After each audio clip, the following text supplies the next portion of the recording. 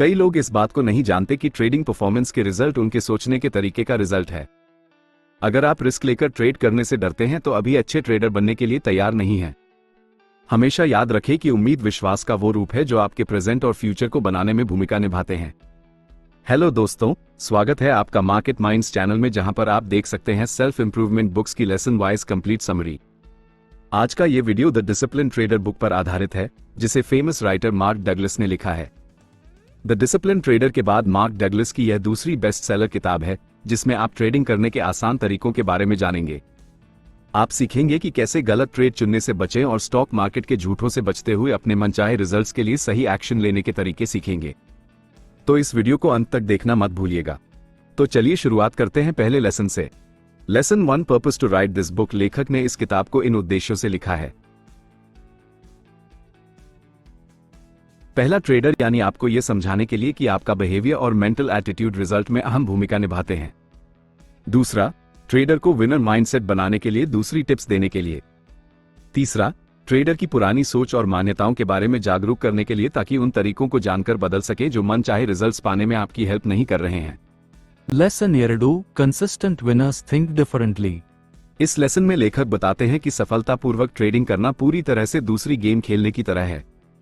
इसमें ज्यादातर लोग असफल हो जाते हैं क्योंकि वो बचपन से सीखे हुए तरीकों से उन्हें जीतने की कोशिश करते हैं, जबकि बदलती मार्केट के साथ बाजार के अनुसार तरीके अपनाने की जरूरत होती है। स्कूल में सीखे गए तरीके इस मार्केट में फायदा कमाने के लिए काफी नहीं है। इसके लिए पुराने काम में ना आने वाले तरीकों को छोड़ने और नए फायदेमंद तरीकों को अपनाने के लिए तैयार रहें। सफल ट्रेडर ऐसे ही अलग सोच को अपनाते हैं, इसलिए पूरी मार्केट के कैपिटल का 90% फायदा भी वही कमाते हैं। उनके सोचने और काम करने के तरीकों को हम किताब के अगले लेसन्स में जानेंगे। चलिए अगले लेसन की तरफ बढ़ते हैं। Lesson 3, your thinking is cause.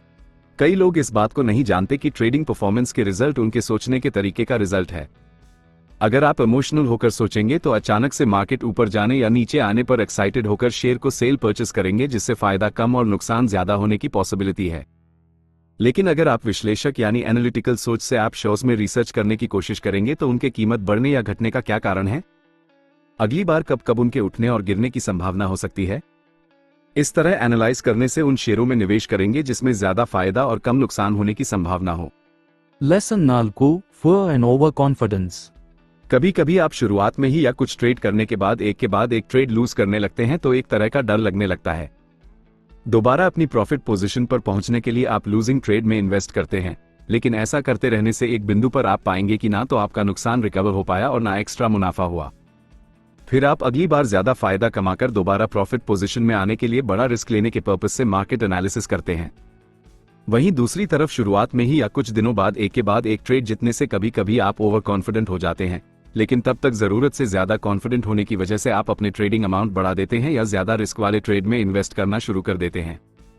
आपको ऐसा लगने लगता है कि आज आप जिस तरह ट्रेड कर रहे हैं बाजार उस दिशा में ही मूव हो रहा है, और इस तरह लगातार सफलता मिलने से आपका आत्मविश्वास बढ़ने लगता है। इसके बारे में राइटर कहते हैं कि यह नेचुरल मानव स्वभाव है। जैसा कि हमने पहले जाना कि नेचुरल टेंडेंसी के अनुसार व्यवहार करना कम फायदेमंद लेकिन ज्यादा रिस्की है। इसलिए आइए जानते हैं कि इन नेचुरल टेंडेंसी पर कंट्रोल करके विनर माइंडसेट कैसे डेवलप किया जाए। इसके लिए फंडामेंटल और टेक्निकल एनालिसिस करें। फंडामेंटल एनालिसिस ये जानने में हेल्प करता है कि भविष्य में शेयर की कीमत लगभग कितनी कम या ज्यादा हो सकती है। इसे जानकर आपको अपने फाइनेंशियल टारगेट को हासिल करने और ट्रेडिंग में बने रहने के लिए सहायता मिलेगी। टेक्निकल एनालिसिस इस बात पर गौर करता है कि अपने चुने हुए शेयर का अभी बाजार में कैसा परफॉर्मेंस चल रहा है, पिछले कुछ महीनों और सालों में इसमें कितनी ग्रोथ या गिरावट हुई है। ये तरीका ट्रेडर को इस पर ध्यान देने में हेल्प करता है कि चुने हुए ट्रेड के पास्ट और प्रेजेंट के परफॉर्मेंस के हिसाब से अभी उसमें निवेश करना ठीक है या नहीं। राइटर कहते हैं कि एनालाइज करने का ये तरीका ज्यादा लॉजिकल और बेहतर है, क्योंकि फंडामेंटल एनालिसिस सिर्फ एक नजरिया देता है अभी कंपनी की क्या वैल्यू है, आने वाले कुछ समय में कितनी हो सकती है, जबकि टेक्निकल एनालिसिस अवेलेबल डेटा के आधार पर यह जानने में हेल्प करता है कि कितने रुपए निवेश करने से कितने रुपए का शुद्ध मुनाफा हो सकता है। इसलिए यह अपने आप में प्रैक्टिकल तरीका भी है। यह इस फैक्ट पर आधारित होता है कि कुछ समय के गैप जैसे 5 साल, 10 साल या 20 साल में मार्केट एक ही तरह से व्यवहार करती है। मतलब अगर पिछले 10 सालों में किसी शेयर की कीमत बढ़ी है तो उसी दर से अगले 10 सालों में बढ़ने की भी पॉसिबिलिटी है। इसलिए ऐसे ट्रेड में निवेश करना ज्यादा फायदेमंद और कम रिस्की है। Lesson 5, embracing risk. हर कोई ट्रेडर जानता है कि जब वो कोई ट्रेड लेता है तो रिस्क की संभावना तो होती ही है, क्योंकि कोई भी ट्रेड 100% सुरक्षित और फायदेमंद नहीं होता। इस फैक्ट को ध्यान में रखकर ट्रेडिंग करें। रिस्क लेने और नुकसान हो जाने पर उसे एक्सेप्ट करने के लिए तैयार रहे, क्योंकि जब आप नुकसान को एक्सेप्ट करने के लिए तैयार रहेंगे तो बिना डरे ट्रेड करेंगे और रिस्क को मिनिमाइज करके प्रॉफिट को ज्यादा से ज्यादा करने के प्लान बना पाएंगे और साथ ही अच्छे ट्रेडर की आदतों को अपनाएं। अच्छे ट्रेडर की आदतें। पहला, अच्छे ट्रेडर बिना पैसे गंवाने के डर के साथ ट्रेड करते हैं। दूसरा, वो एक ही तरीके में फंसे नहीं रहते, बल्कि जो तरीका काम नहीं करता उसे एक्सेप्ट करके आगे बेहतर तरीके की खोज में बढ़ते हैं।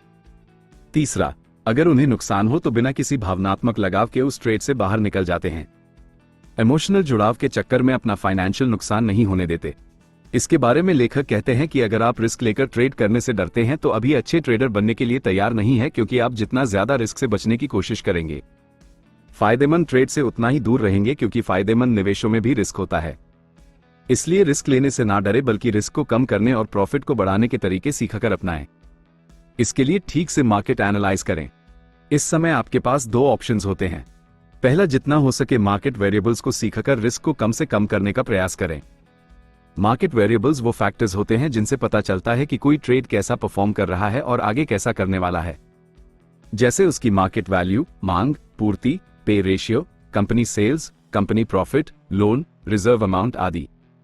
दूसरा, अपनी ट्रेड प्लानिंग इस तरह बनाएं जिसमें जीतने के साथ हारने की संभावना भी शामिल हो। एग्जाम्पल के लिए, मार्केट रिसर्च से आपको पता चलता है कि एक ट्रेड में 10 बार निवेश करने से कम एक बार प्रॉफिट हो जाता है, तो अपने पैसों को 10 बार निवेश करने के लिए ऐसे प्लान करें कि 9 बार के नुकसान को झेलने और एक बार के प्रॉफिट से उसे कवर करते हुए फायदा कमाएं। इस तरह का ट्रेडिंग माइंडसेट अपनाने से आप ट्रेडिंग अनसर्टेनिटी की अचानक मार्केट ऊपर चला जाए या नीचे गिर जाए इसका सामना कर सकेंगे और ट्रेडिंग करना आसान होने लगेगा। Lesson 6, freedom versus rules. Trading हम में से कई लोगों को अट्रैक्ट करती है, क्योंकि यह हमें अपने समय पर अपने अनुसार काम करने की फ्रीडम दे है और आप जो भी करते हैं उस पर आपका पूरा कंट्रोल होता है। लेकिन इसमें चुनौती यह है कि हमारे व्यवहार को जांचने के लिए कोई बाहरी नियम या सीमाएं नहीं है, जिससे कभी कभी गलत ट्रेड में निवेश करने से नुकसान होने की संभावना बनी रहती है। इसलिए शांत दिमाग के साथ ट्रेड करना और अपने ऊपर कंट्रोल करना जरूरी है, ताकि आप सफलता के लिए अपने नियम बनाकर उन्हें अपनाएं। तो अपने बिहेवियर को कंट्रोल करने के लिए सबसे पहले दिमाग में चलने वाले विचारों को कंट्रोल करें। इसके लिए नियम बनाएं जिससे आप अपने विचारों और व्यवहार को कामयाबी की दिशा में मोड़ सकेंगे और अपने अगले स्टेप के लिए क्लैरिटी होने से आपके अंदर से डर की भावना धीरे धीरे खत्म होने लगेगी और दूसरा, आपका अपने ऊपर कंट्रोल बढ़ेगा। अपने आप पर नजर रखने से जब आप ज्यादा फायदा कमाएंगे तो लापरवाह होकर गलत निवेश करने से बचेंगे और आप बाजार पर ध्यान देने से ज्यादा एक व्यापारी की तरह सोचने पर ध्यान देंगे। अगर आप अपने लिए ट्रेडिंग करने के नियम नहीं बनाएंगे तो इस तरह की परेशानियां हो सकती हैं। पहला, नियम बनाने की इच्छा खत्म हो जाना। इससे आप यह नहीं जान पाएंगे कि ट्रेडिंग के अपने मनचाहे रिजल्ट्स को पाने के लिए इस काम में कितने एफर्ट्स और फोकस की जरूरत है, और उसमें आने वाली चुनौतियों से निपटने के लिए आप जरूरी स्किल्स नहीं जान पाएंगे और ना ही सीख पाएंगे, जिससे संभावना है कि छोटी सी असफलता से ही नेगेटिविटी आपके अंदर घर कर जाए। दूसरा, जिम्मेदारी लेने में फेल होना। अगर आप जिम्मेदारी नहीं लेंगे तो असमंजस में ही फंसे रहेंगे। आप किसी और की बताई टिप्स के अनुसार ट्रेड करेंगे, जो हो सकता है कि उनके हिसाब से तो ठीक हो, लेकिन आप उसकी अच्छी जानकारी ना होने की वजह से प्रॉफिट ना कमा पाएं। तीसरा, रैंडम रिवॉर्ड की एडिक्शन। बिना नियम या प्लानिंग बनाए निवेश करने से संभावना है कि आप किसी भी ट्रेड में निवेश कर देंगे जिसमें शायद कभी कभी ही फायदा हो, लेकिन ज्यादातर नुकसान ही सहना पड़े। इसके अलावा लंबे समय में यह तरीका पूरी तरह से यूजलेस है, क्योंकि जब तक आपको मार्केट की समझ ही नहीं होगी तब तक आप एक फिक्स प्रॉफिट कैसे कमा पाएंगे। इसलिए अगर आप ट्रेडिंग में अपना करियर बनाना चाहते हैं या लंबे समय तक फायदा कमाना चाहते हैं तो तुक्के से ट्रेड ना चुनें, बल्कि योजना बनाकर करें। चौथा, अंदरूनी और बाहरी कंट्रोल नहीं होगा। बिना नियम बनाए आप मार्केट के अनुसार इधर से उधर भटकते रहेंगे, लेकिन नियम बनाकर उन्हें लगातार अपनाने से आपके अंदर सेल्फ कंट्रोल की आदत डेवलप हो जाएगी। बाहर आप हर किसी की बातों को सुनने या मानने की बजाय सिर्फ उन्हीं को सुनने की प्राथमिकता देंगे जिनसे आपके रिजल्ट्स में फायदा मिल सके, और अपने दिमाग को इस तरह कंट्रोल कर सकेंगे ताकि इसमें ज्यादा फायदेमंद विचार आए। Lesson 7, taking responsibility. इस चैप्टर में राइटर, विनर और लूजर ट्रेडर के बीच का अंतर बताते हैं। ट्रेडर 4 तरह के होते हैं: विनर, लूजर, बूमर्स और बस्टर्स। आइए एक एक करके इनके बारे में जानते हैं। पहला, विनर ट्रेडर। पूरे ट्रेडर ग्रुप में सिर्फ 10% लोग इस कैटेगरी में आते हैं जो ज्यादातर समय प्रॉफिट कमाते हैं। उनका इक्विटी कर मामूली गिरावट के साथ तेजी से बढ़ता है। विनर ट्रेडर इस बात का ध्यान रखते हैं कि ट्रेडिंग से पैसे कैसे कमाएं, यानी मार्केट से कम रिस्क में ज्यादा से ज्यादा प्रॉफिट कैसे लें। दूसरा, लूजर ट्रेडर। इस कैटेगरी में ट्रेड ग्रुप के 30 से 40% एक्टिव ट्रेड शामिल है। ये कभी कभी तो विनर ट्रेडर की तरह फायदा कमा लेते हैं, लेकिन ज्यादातर समय क्योंकि यह लोग सीखने और मार्केट एनालाइज करने की बजाय अपने या किसी और की टिप के आधार पर निवेश कर लेते हैं। तीसरा, boomer and busters. Trader group के 40 से 50% लोग इस तरह के होते हैं जो पैसा कमाना तो सीख जाते हैं लेकिन ट्रेडिंग की जरूरी स्किल्स को नहीं सीखते। इसलिए एक बार तो फायदा कमा लेते हैं लेकिन लंबे समय में नुकसान ही उठाते हैं। Lesson 8, consistency, a state of mind. Winner trader बनने के लिए लगातार सही कामों को करते रहें। ट्रेडिंग को एक खेल की तरह देखें और उसके साथ ऐसे ही बिहेव करें। ट्रेडिंग को अपने लिए आसान बनाने के लिए इन तरीकों को अपनाएं। पहला, स्टॉक मार्केट के उन टर्म्स को यूज करें जिनके साथ आप ज्यादा आरामदायक महसूस करते हैं।